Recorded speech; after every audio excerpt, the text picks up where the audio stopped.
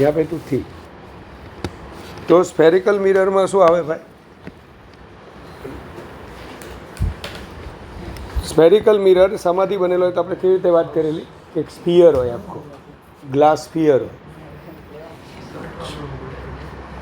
એ glass sphere જે હોય ને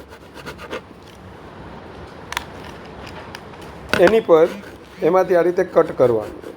હવે તમે આમ દેખાય છે કે આ આખું કોના જેવું હશે? હા, એક વોચ ગ્લાસ જેવું. બસ હવે એની સરફેસને આપણે સિલ્વર કરતા હતા.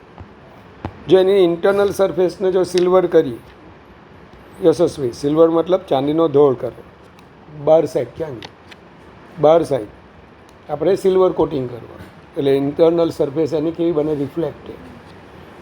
તો આને આપણે શું કહીશું? કોન્કેવ મિરર.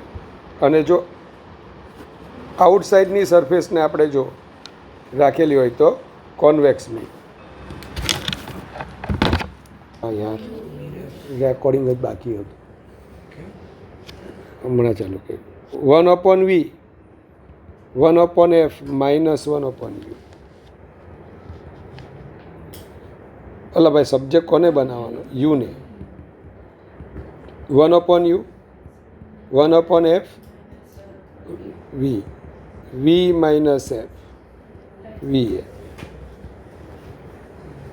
તો v/u that is equal to minus, ચાલે આવું, અને માઇનસને લેફ્ટ હેન્ડ સાઈડ લઈ જાઓ તો m is equal to f minus v upon f. તો એકચ્યુઅલી બોલો, લેટરલ મેગ્નિફિકેશનના હું જ્યારે ઇક્વેશન લખું ને યાજ્ઞિક, તો આ ત્રણ ઇક્વેશન એક સાથે લખું. f upon f minus you, f minus we by. ये तीनों इक्वेशन मैं साथ में ही लिखता हूँ. कुछ पता चला? Minus we by U, f upon f minus you, f minus V upon f.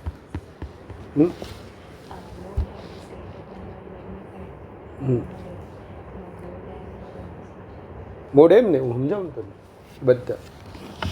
મોડ એમ ગ્રેટર દેન 1 એટલે મેગ્નિફાઈડ કેમ એ હું સમજાવું તમને. ચાલો, થઈ ગયું આટલું. હવે ચાલો, મેં સેમ લખ્યું છે h dash by h minus v by u m upon f. હા, એમ અપોન, સોરી એમ નહીં આવે ને, f upon f minus u, f minus v upon f. સુધારી લેજો. ચાલો, હવે એક્સીએલમાં શું આવશે? તો એક્સીએલને છે ને હું बाद में करवाता हूँ. क्यों बाद में करवाता हूँ वो मैं आपको समझा देता हूँ. For small length of object ऐसा लिखा हुआ है मैं, हाँ, उसमें मैं आपको समझा दूँ.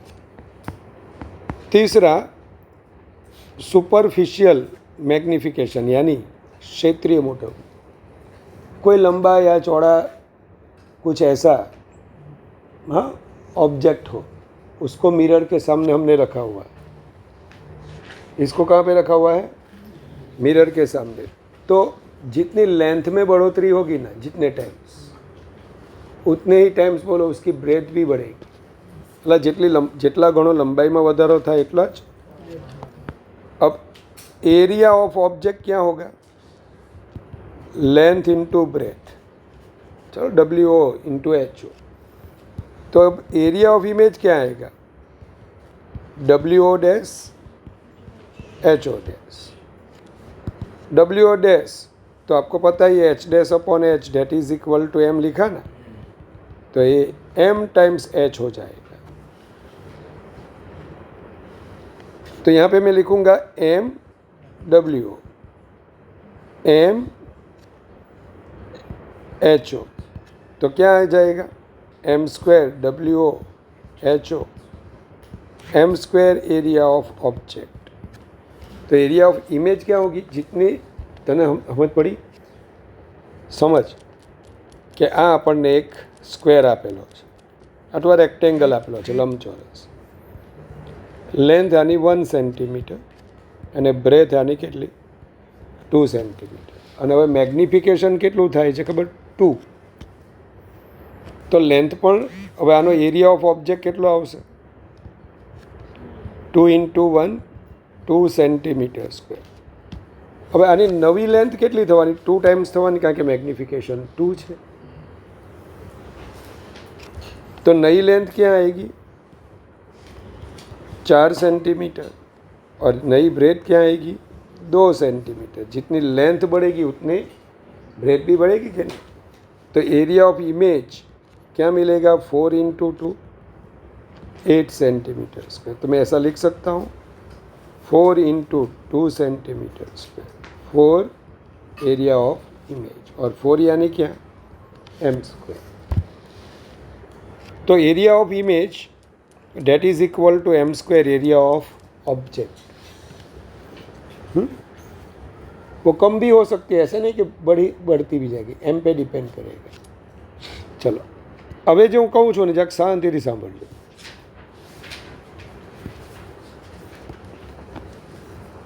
તમને મેં આવું આપ્યું છે, આપણો મિરર છે, કોન્કેવ મિરર છે, અને ઓબ્જેક્ટ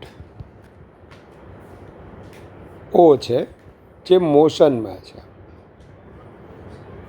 तो मैंने प्लेन मिरर के टाइम भी ऐसा समझाया कि वेलोसिटी ऑफ इमेज और वेलोसिटी ऑफ ऑब्जेक्ट. सपोज कर लो ये सी एफ और ये पी, उसका इमेज यहाँ पे है. मैं अभी पढ़ाऊँगा आपको ये सब.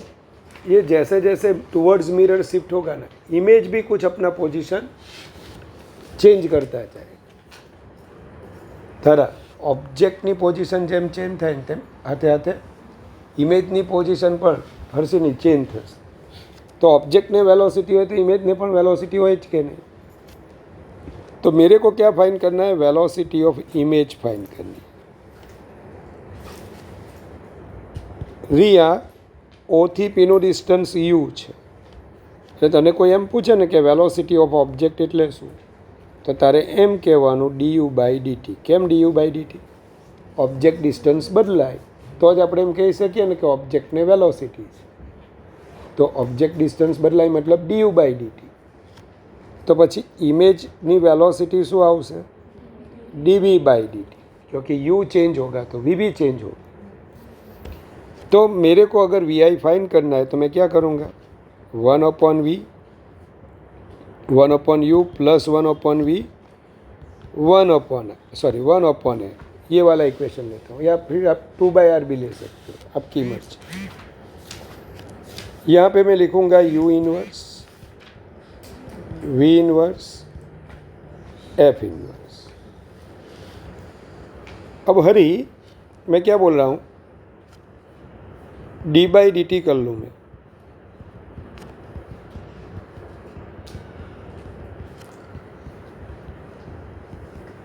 तो बेटा ऑब्जेक्ट चाहे कहीं पे भी घूम रहा हो, इमेज भी कहीं पे भी जा रही हो, क्या सेम रहेगा? ये जो फोकल लेंथ है वो चेंज नहीं होगी. तो एफ तो कॉन्स्टंट है, અને હર્ષીની જે કોન્સ્ટન્ટ હોય ને મીન્સ એનું ડિફરન્શિએશન 0 જ થાય.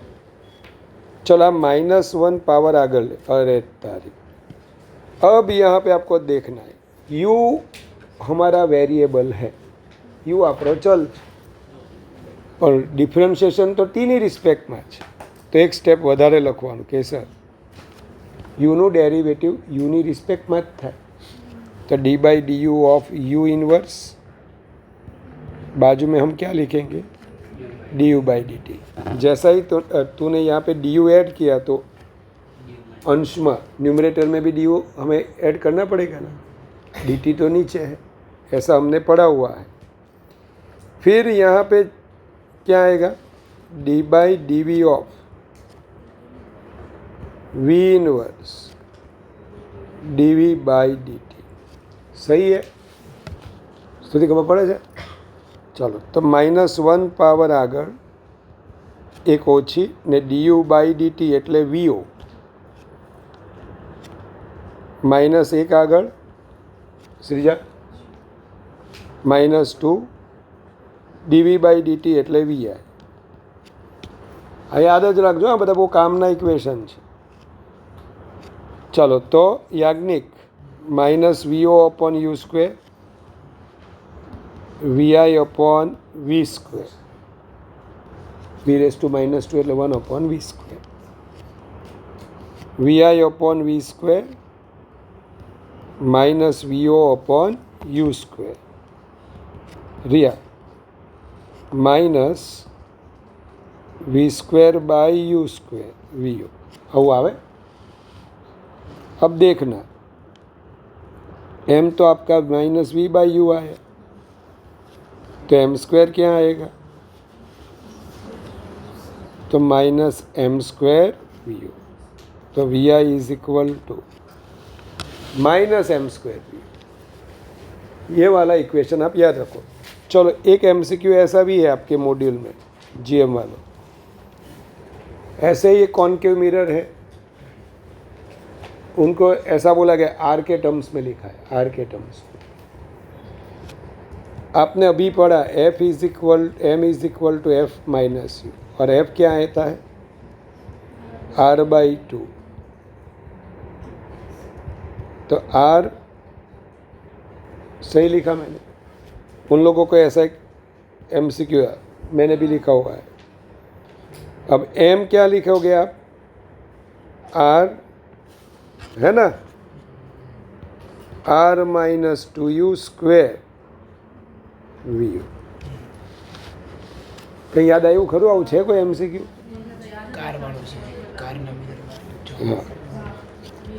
આમ અને તમને આવું આપ્યું છે એટલે કોઈ એમ કહેશે ના સર અમને આવો જવાબ આપેલો। અલા ભાઈ બંને એક જ છે। आर माइनस टू यू नो स्क्वायर करो कि टू यू माइनस आर नो स्क्वायर करो, दोनों क्या है? आपको ये नहीं, ये याद रखना है। अब किसे मैं वो एक्सियल मैग्निफिकेशन बोल सकता हूँ? समझ लो एक एमसीक्यू पहले मैं आपको देता हूँ।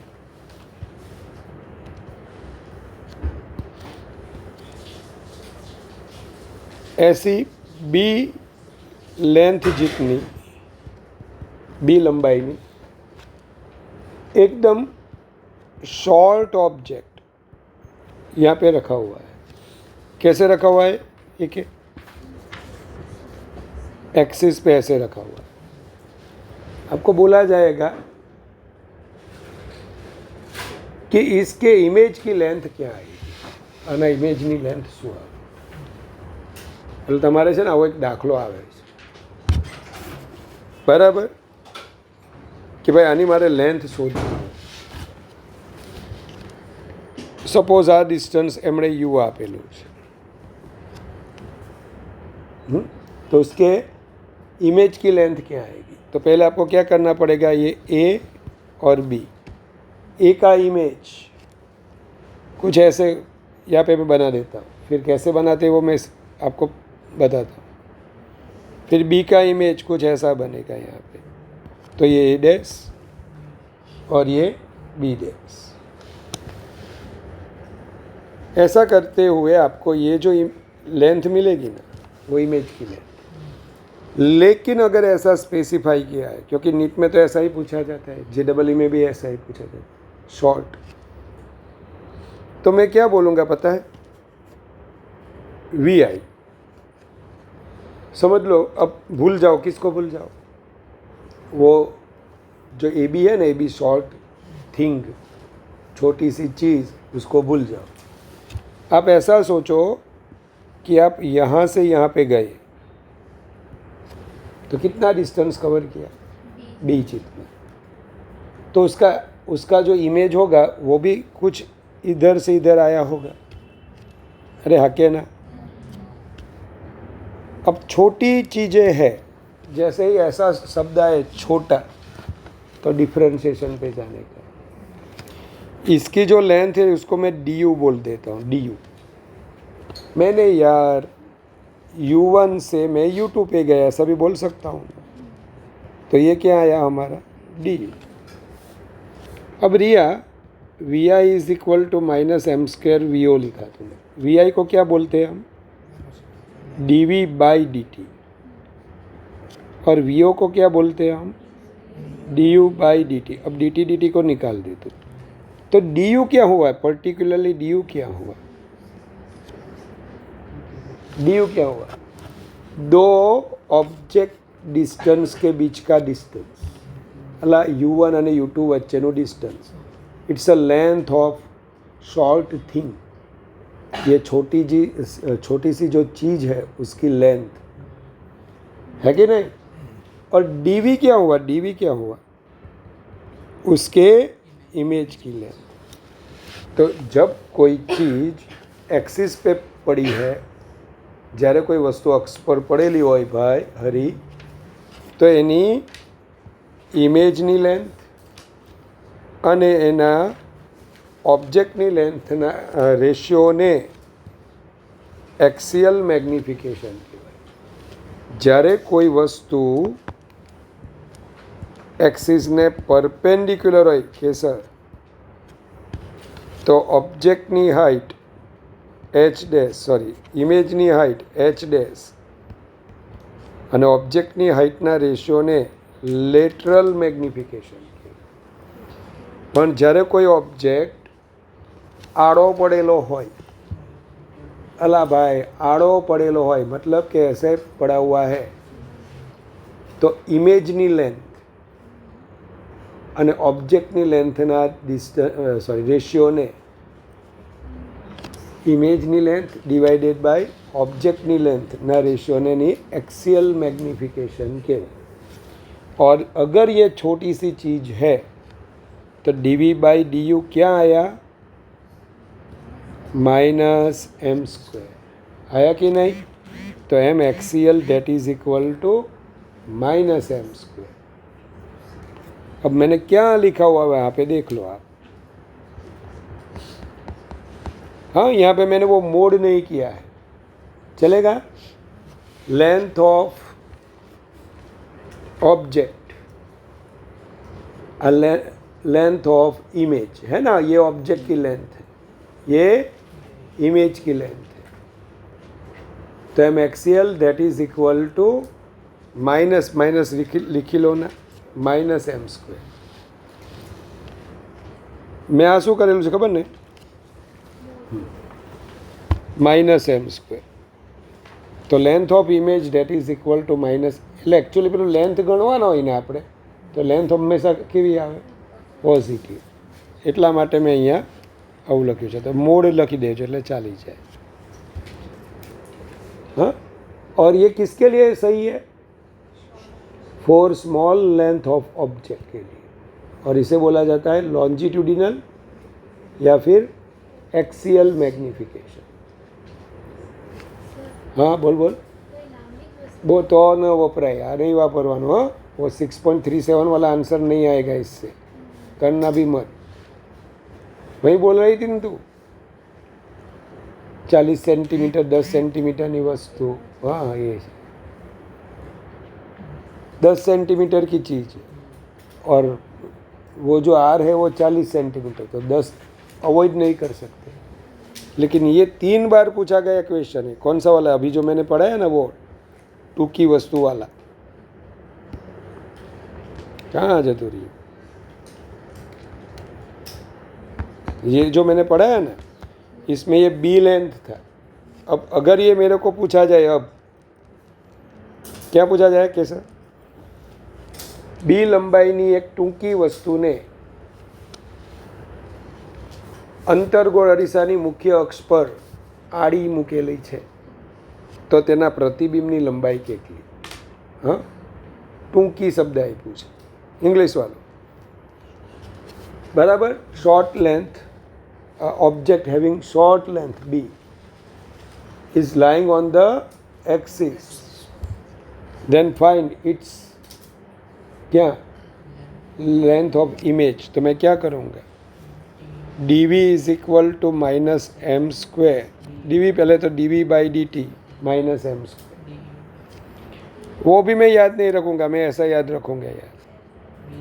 अरे vi is equal to -m² vo. vi यानी dv by dt du by dt.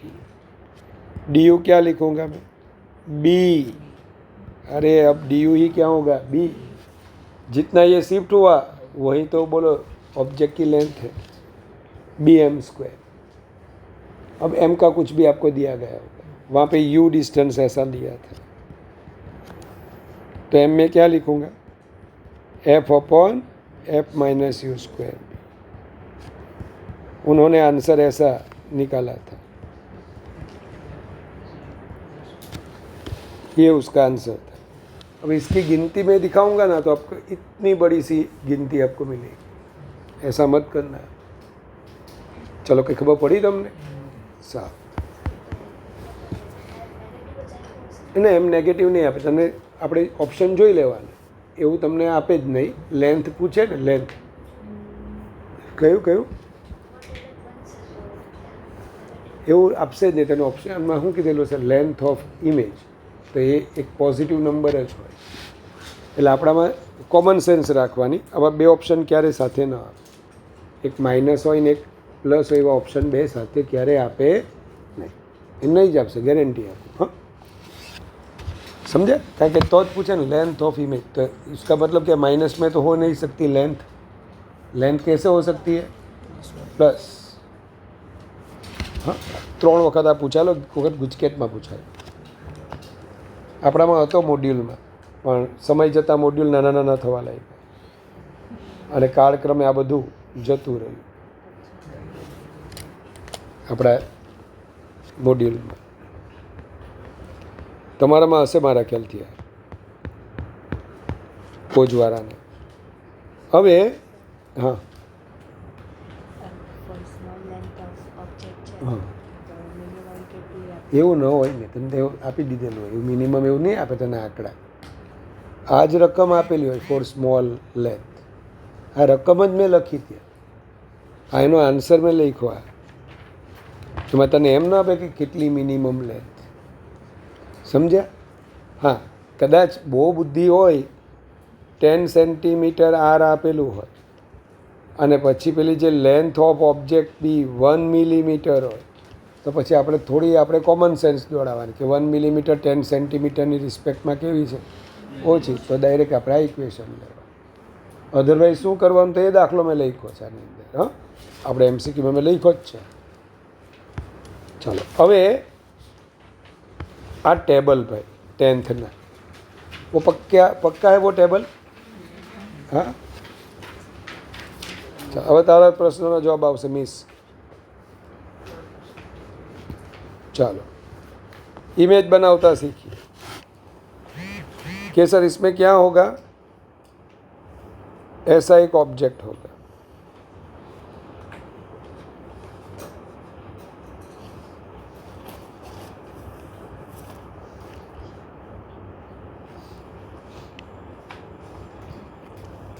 આ તમારું આ પ્રિન્સિપલ એક્સિસ. હવે તમારે છે ને અલગ અલગ જગ્યાએ એક વ્યવસ્થિત દોરીએ તો ફિગર હારી બને.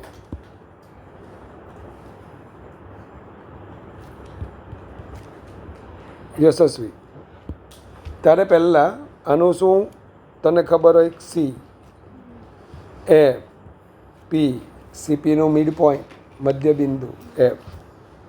पहले हमारा ऑब्जेक्ट कहाँ पे होगा, इन्फिनिटी पे. तो ऑब्जेक्ट इन्फिनिटी पे होगा तो जो रेज आएंगे वो पैरेक्सेल आएंगे. कहाँ पे मिलेंगे, एफ पे.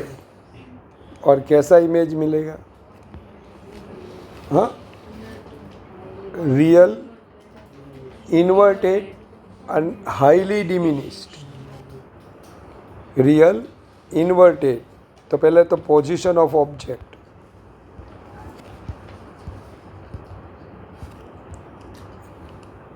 पोजीशन ऑफ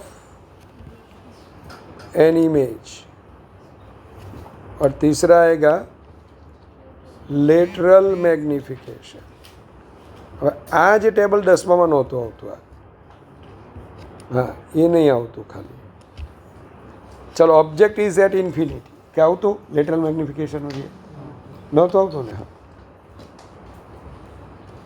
चलो, तो position of an object infinity पे है, तो उसका इमेज कहाँ पे बनेगा, एट एफ. कैसा बनेगा, सृजा पता चल रहा है? सो मत जाना। रियल, हाँ अच्छा ये बाकी रह गयो क्या? एक खानों बाकी रह गयो। टाइप्स ऑफ, तो પછી આને નાનું કરી નાખો, ઇમેજ અને લેટરલ મેગ્નિફિકેશન. એટ એફ કેવું છે ભાઈ? રિયલ. રિયલ કેમ? બધા ભેગા જ થવા. ત્યાં તમે કંઈ મૂકશો ને સ્ક્રીન દેખાશે. રિયલ, ઇન્વર્ટેડ અને હાઈલી ડિમિનિસ્ડ, मतलब हाउ नानी एकदम ना, कुछ कह भी नहीं सकते, उसकी साइज़ का कंपैरिजन ही नहीं कर सकते. तो फिर मैग्निफिकेशन में सिर्फ हो ज़ीरो नहीं,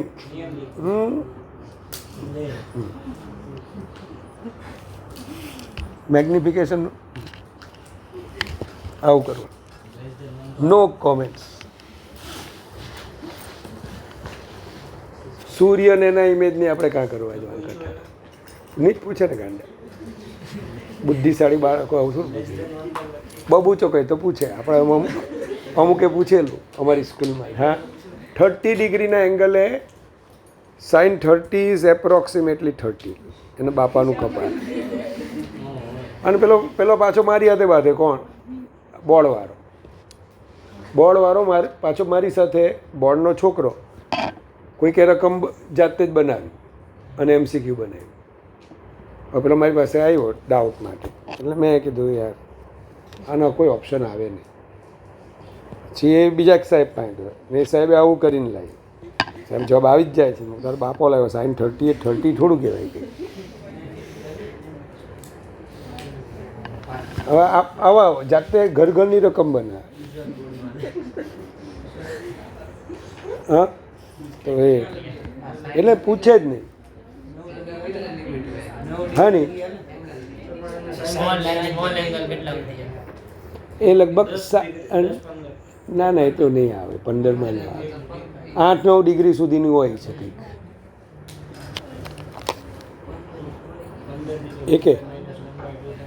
એક જ. હલો, હા મોકલો. રિયાન નથી આવવાનો. અચ્છા હા, મીન્સ આ ટેબલ ખાલી જોઈ લેજો. હા હા, મને જ મોકલી આપીશ. Real, inverted, highly diminished. Inverted એટલે ઉલટું. હા, ઇન્વર્ટ થવું એટલે ઉલટાઈ જવું. સારું. પછી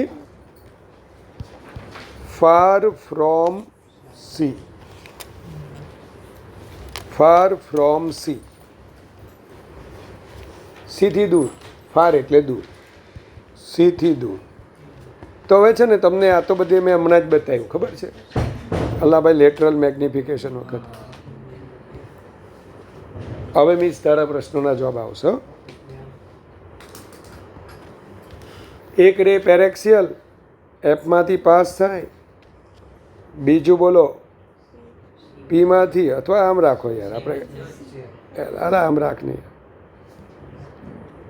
અહીંયા મળે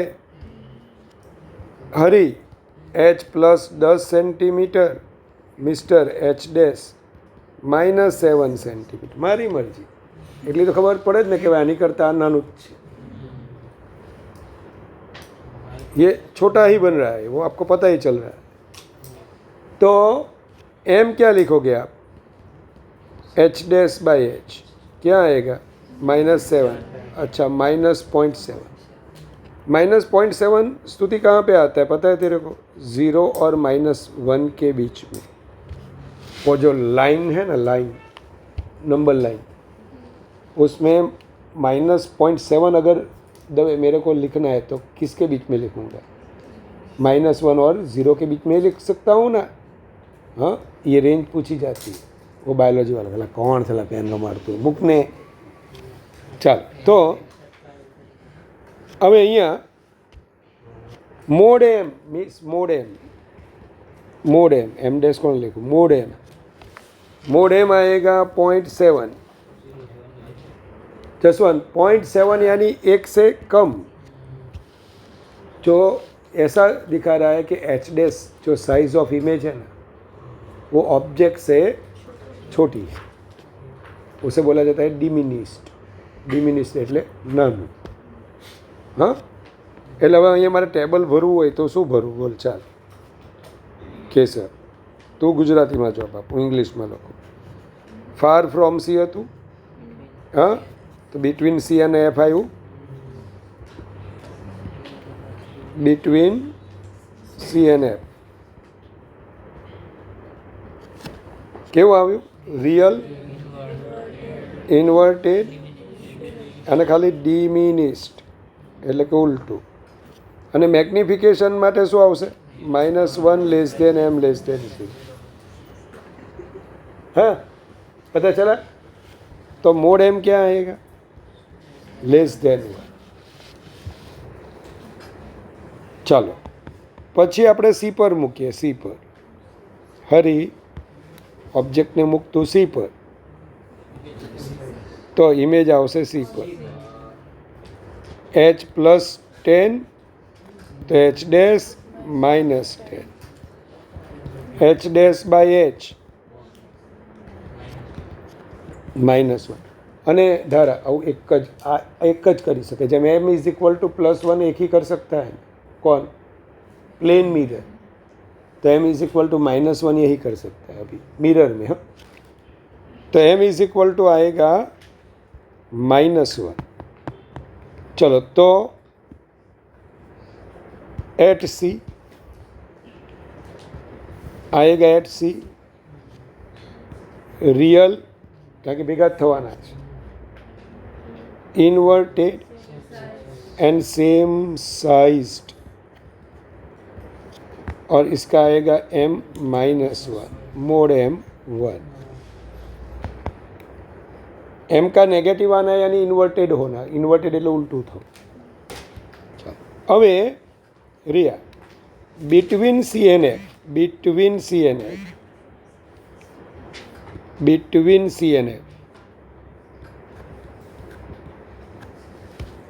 सी और एफ के बीच में रखता हूँ.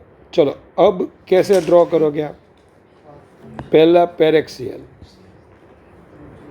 जो कि सर एफ में और दूसरा एफ में से जाएगा वो होगा. अरे यार બહુ ગંદુ થઈ ગયું હતું. થોડો પેલો આંખો વળી ગયેલું છે ને એટલા માટે. ચાલો આ એફ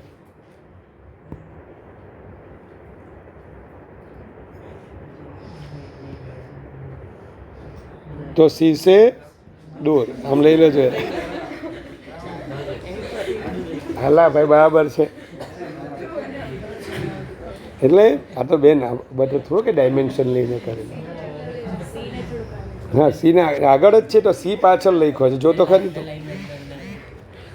ચાલો દોડી આવી. ચલો H +10 H ડેશ -15. હવે તારો પ્રશ્ન જોડે H ડેશ બાય H -15 10. वो जो नंबर लाइन होती है संख्या रेखा उसमें ये नंबर कहाँ पे होता है? 0 1 -1 -1.5 -1 के पीछे नहीं लेफ्ट हैंड साइड होता है એટલે પાછળ.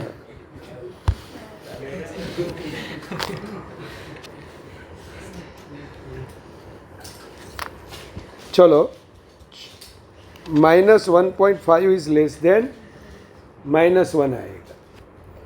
तो यहाँ पे अगर मैं मोड M लेता हूँ तो वो आएगा 1.5. અને 1.5 ભાઈ એક કરતાં મોટું હોય આખા ગામને ખબર. હા, બીજા ધોરણથી આપણને ખબર કે 1.5 એક કરતાં ના બીજા ધોરણમાં નહીં આવડે કે? અચ્છા, તો તમે સ્માર્ટ છોકરા, મન નહોતું આવડતું. Mode M that is equal to 1.5. अब मिस बोल तो अब तू जयती बोल तो बिटवीन सी एंड એફ હોય તો ફાર ફ્રોમ સી, સીથી દૂર. રિયલ જ બન્યું. Inverted and એનલાર્જડ or magnified. આ ખાસ યાદ રાખવાનું. એમ લેસ દેન -1 અને મોર एम ग्रेटर देन 1. चलो अब यहाँ पे सौम्य मैं क्या बोलता हूँ, एट एफ. अगर एफ पे मैं ऑब्जेक्ट रखूँगा तो उसका इमेज इनफाइनाइट पे चला जाएगा. तो भक्त एट इन्फिनिटी कैसा आएगा? ब्लड, रियल बियर्ड मिलेंगे ही नहीं, वो ब्लड. और जो कुछ दिखाई नहीं दे रहा है तो क्या मैग्निफिकेशन. कोई पूछेंगे तो बस ऐसे नहीं बोल रहा.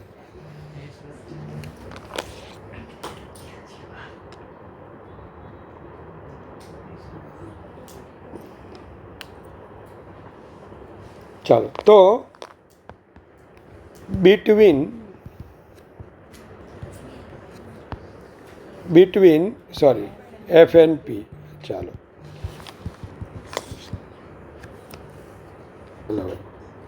बिचारी પેલી તો એને સમજાવજે દિશાને. હા, કાલે એ લોકોને સેમિનાર જ છે ને.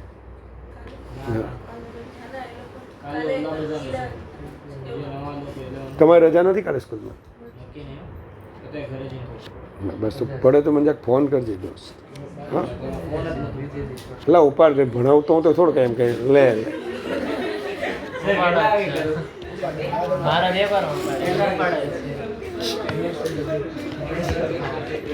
હે કહેજે છૂટે એટલે ફોન કરજે. चाल मिस ओ मिस +2 आया. अब ये जो आया ना, देख माथु पग, माथुन पग, ये इमेज कैसा है? चत्तू. तो यहाँ पे आप लिखोगे between F and P behind mirror. અને આ છે ને ધ્યાન હંમેશા આ વસ્તુને યાદ રાખો. તમે લોકો લેન્સમાં હું આ બધું યાદ રાખું. આ યાદ રાખું ને એટલે મારી MCQ નન જ થઈ જાય, તરત એક્ઝેક્ટનેસ આવી જાય કે આમ જ કરવાનું છે. बिहाइंड मिरर वर्चुअल, आभासी. वो पता है ना वर्चुअल यानी क्या? उसको कैच नहीं कर सकते, उसको सिर्फ फील किया जाता है. वो भी कौन करेगा? हम सब नहीं. वो जो था बड़ी आँख वाला यही देख सकेगा. हमारी औकात नहीं है वो देखने की. हम सब सिर्फ फील कर सकते कि उसको वहाँ पे दिखाई नहीं. देखने वाला तो वही है. और रियल का मतलब क्या है स्तुति? पूरा गांव देखता है उसको कि यहाँ पे इमेज बना हुआ है, प्रदर्शनी लगाई जाती है, देखो देखो ये वैसे. तो हिंदी बोलो ने ત્યારે મને થોડું એમ હસાવવાનું નહીં તમારે. तो वर्चुअल, इरेक्ट एंड मैग्नीफाइड. तो कैसर इसके लिए m ग्रेटर देन 1. और इसका यूज़ क्या होता है? दबे इसका यूज़ क्या होता है? ये फैक्ट का यूज़ कहाँ पर? दूसरे किसी में हम कॉन्केव मिरर यूज़ नहीं करते, याद रखना. हाँ वो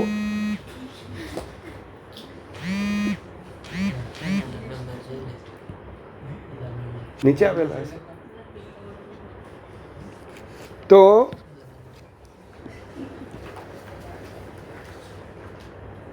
इसका यूज़ क्या होता है? तो उसका यूज़ होता है, वो आपका यूज़ है लड़कियों का, मेकअप एंड शेविंग. हाँ अला भाई आ क्वेश्चन હતો, આ MCQ છે कि लड़कियाँ लड़कियाँ मेकअप करने के लिए स्त्रियाँ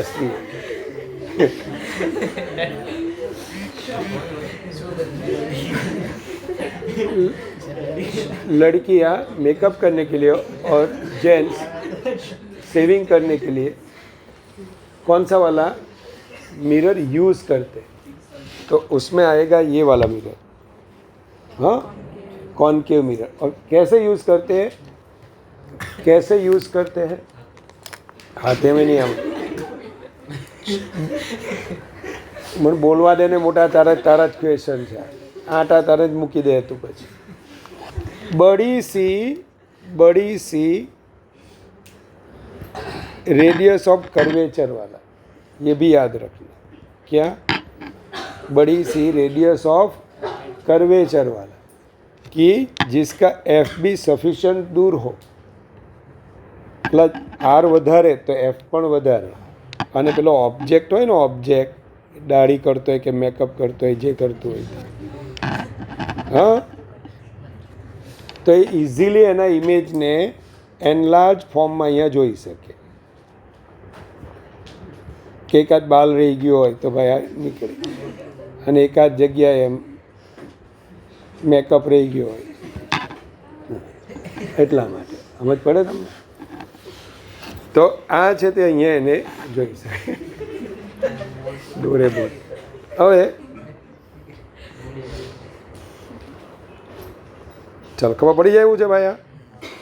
પણ આને છે ને, આ રેન્જ, આ તમે કદાચ પહેલી વખત આ જોયું હોય તો આને યાદ રાખજો, બધા MCQ છે। અને પેલો જે આવે કયો મિરર? કોન્વેક્સ।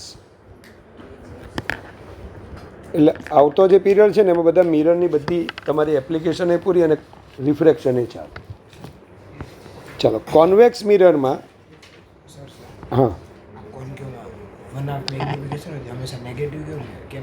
જો તમે આ એટલા માટે જ મેં કીધું છે, આજે કીધું ને, હવે યાજ્ઞિકનું એવું કહેવું છે કે સર હાફ મેગ્નિફિકેશન છે, તો એ નેગેટિવ જ કેમ લેવા?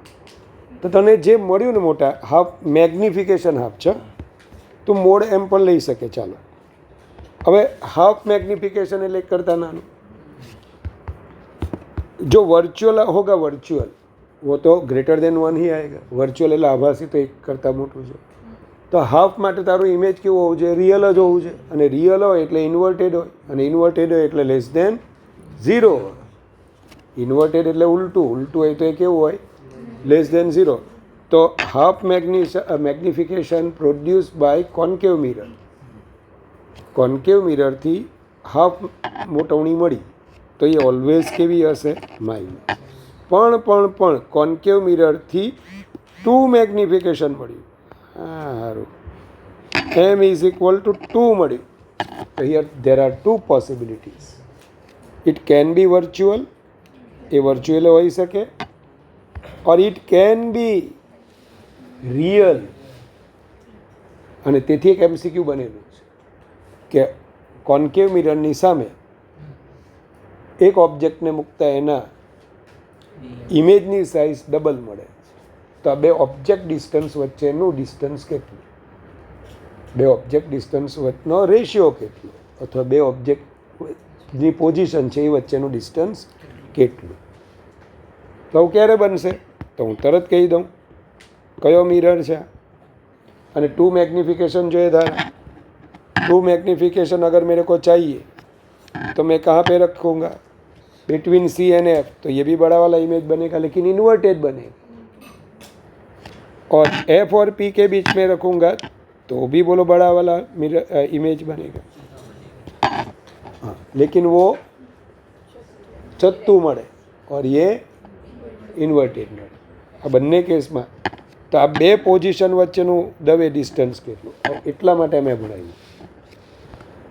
લખવા પડી જાય? ચાલો, કોન્વેક્સ મિરર છે, નાનું અમથું છે, 5 મિનિટ એ નહીં લાગે, બતાવી જ દઉં છું।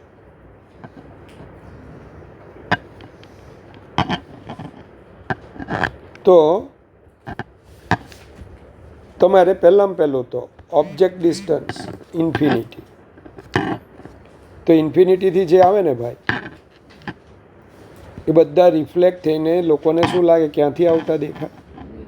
એફ પર। તો ઇન્ફિનિટી એટ એફ કેવું આવશે? Virtual erect and highly diminished, नहीं लिखना, नो कमेंट्स। लेकिन अब कोई भी फाइनाइट डिस्टेंस पे लो, कोई भी फाइनाइट डिस्टेंस पे आप लो, ચાલો અહીંયા લઈ લઈએ તો શું થશે? આ આપણું બરાબર રે ક્યાંથી પાસ થશે?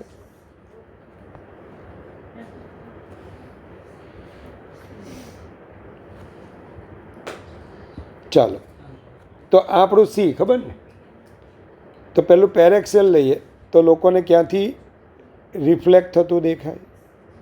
એફમાંથી. ચલો બીજું રે આમ લઈ લો, આમ કયા એંગલે? થીટા, તો થીટા એંગલે રિફ્લેક્ટ થાય. કોઈ ચાન્સ ખરાબ એના મીટ થવાના? નહીં. તો પછી આને બોલો આમ પાછળ એક્સટેન્ડ કરો. સમજ પડે છે તમને? તો એનું ઇમેજ ક્યાં મળશે? એ ડેશ પર. એનું ઇમેજ બનશે એ ડેશ પર. તો એ ડેશ બી ડેશ શું થશે આપણી ઇમેજ? કેવી બની? આ વર્ચ્યુઅલ. તો એટ ફાઇનાઇટ ડિસ્ટન્સ, આને આમ લખાય ફાઇનાઇટ ડિસ્ટન્સ, બરાબર, બિહાઇન્ડ અથવા બિહાઇન્ડ નહીં, between F and P, F અને પીની વચ્ચે કેવી? વર્ચ્યુઅલ, ઇરેક્ટ અને ડિમિનિશ્ડ. અને મેગ્નિફિકેશનની રેન્જ પૂછેલી હોય હર્ષીની, તો આ H+10 હોય ને, તો આ એની કરતાં કંઈક ઓછું +3. હવે H'/H લખીશ ને મિસ, તો +3 +10 મતલબ કે 0.3 લેસ ધેન 1. અને આમાં મોડની લોકેજ સવાલ જ નથી ભાઈ, બધું પોઝિટિવ જ આવે છે. તો આ મિરર એવું ને ઓલવેઝ ઓબ્જેક્ટ કરતાં નાની જ ઇમેજ બતાવે, અને એથી આપણે એને બાઇક કે કારમાં રિયર વ્યૂ માટે યુઝ કરીએ છીએ. કોના માટે યુઝ કરીએ છીએ?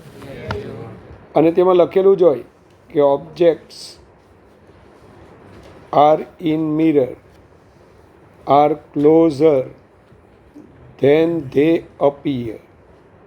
ऐसा क्यों लिखा हुआ होता है कि पीछे एक ट्रक खड़ा और मैं यहाँ से देख रहा हूँ, हाँ मिरर में से देख रहा हूँ, तो वो छोटा दिखेगा.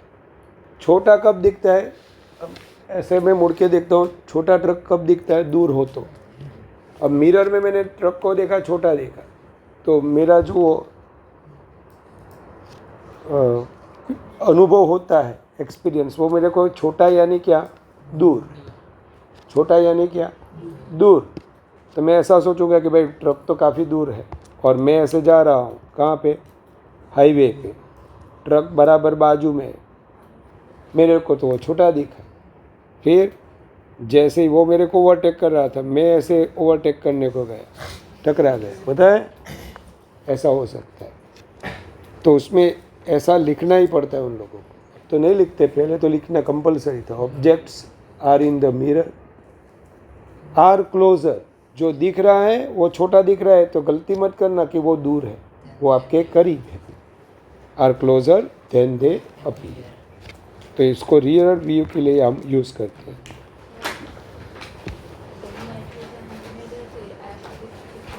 नहीं જ જાય કોઈ દિવસ. એફ અને પીની વચ્ચે જ રહે આવી.